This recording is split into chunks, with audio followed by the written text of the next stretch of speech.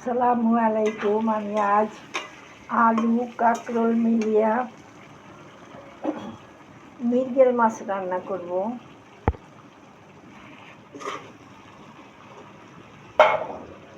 আলু কষায় নিলাম, এবার দিয়ে দিব কাঁকরোল।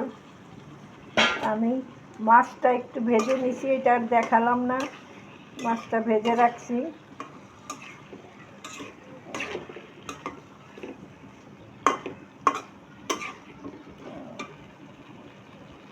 এবার ঝোল দিয়ে দেব।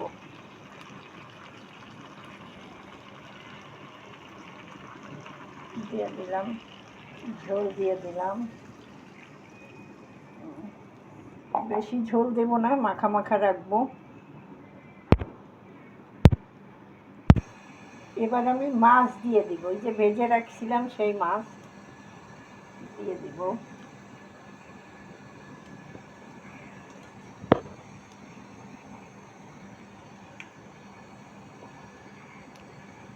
মাছ দেওয়া হয়ে গেল।